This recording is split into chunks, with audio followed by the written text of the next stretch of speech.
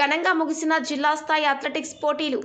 జిల్లా athletics association ఆధ్వర్యంలో నిర్వహించబడిన పోటీలు నిన్న ఉదయం 10:30 ప్రారంభమై సాయంత్రం 6 గంటల వరకు జరిగాయి. ఈ పోటీలో జిల్లాలోని 32 మండలాల నుండి సుమారుగా 500కు పైగా విద్యార్థులు పాల్గొని చక్కటి ప్రతిభ కనబరిచి పతకాలు పొందారు. ఈ పోటీల ముగింపు సమావేశంలో పట్టణ ట్రస్మా అధ్యక్షులు ధర్మరాజు, కార్యదర్శి శ్రీనివాస్, జిల్లా ముఖ్య సలహాదారులు మామిడాల మోహన్, బీబీసీ పాఠశాల నిర్వాహకుడు ప్రవీణ్ పాల్గొని విద్యార్థులను ఉద్దేశించి మాట్లాడారు.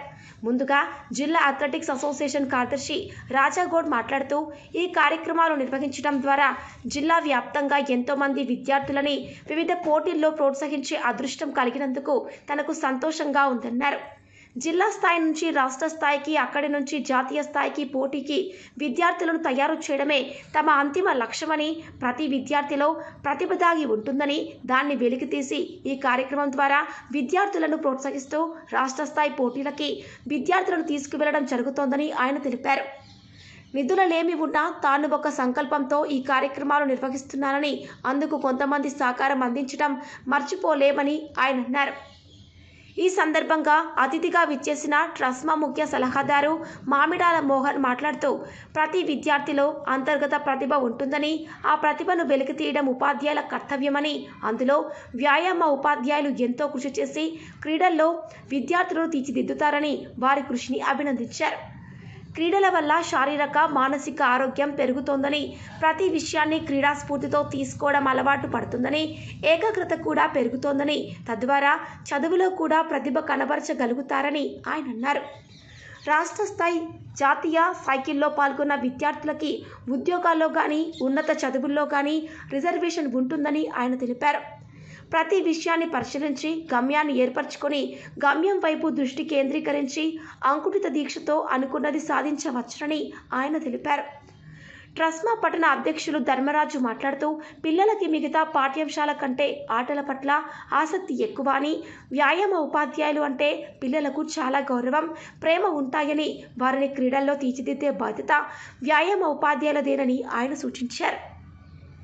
బీబీసీ పాఠశాల నిర్వాహకుడు ప్రవీణ్ మాట్లాడుతూ, విద్యార్థులు ఒక గమ్యాన్ని ఏర్పరచుకొని తదనానుగుణంగా ప్రణాళిక వేసుకొని ప్రయత్నించినట్లయితే ఏ రంగంలోనైనా రాణించగలరని, గొప్ప వాళ్ళందరూ కూడా అలా ప్రయత్నించిన వారేనని, మన జిల్లాలో కూడా నిఖర్జరీన్, మలవత్ పూర్ణ, గుగులోత్ సౌమ్య, ఎండాల సౌందర్య, అసాముద్దీన్ లాంటి క్రీడాకారులని అందించిన ఘనత నిజామాబాద్ జిల్లాకి చెందిందని తెలుపుతూ, ఈ కార్యక్రమాన్ని నిధులలేమి ఉన్న అంకుటిత దీక్షతో రాష్ట్ర స్థాయి క్రీడాకారులను తయారు చేస్తున్న రాజాగౌడ్ను అభినందనీయుడని కొనియాడారు.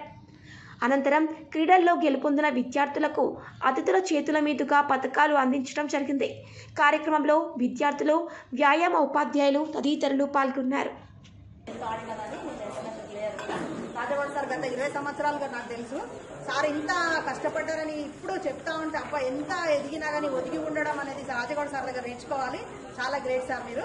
అంటే ఇంత చదివి లేదు అని కాదు, సార్లు ఎంత నాలెడ్జ్ చెప్పారంటే నాకు ప్రతి ఒక్కసారి ఒక్కొక్క వాడు చెప్తే అబ్బా నాకు ఇది తెలియదు, మీకు గ్రౌండ్ గురించి నేను చిన్నప్పుడు 30 years నుంచి ఆడిన ఈ గ్రౌండ్లో కానీ నాకు సార్ రాజారాం స్టేడియం అనే పేరు వచ్చిందన్న విషయం సార్ ద్వారానే నేర్చుకున్నాను, అంటే తెలుసుకున్నాను నేను. సార్ కూడా చాలా బాగా చెప్పారు. ఆఫ్రికన్ కంట్రీస్లలో నిజంగానే వాళ్ళు మట్టితో చేసిన పిడికల్ల లాంటివి తింటారు వాళ్ళు, తిండి లేక.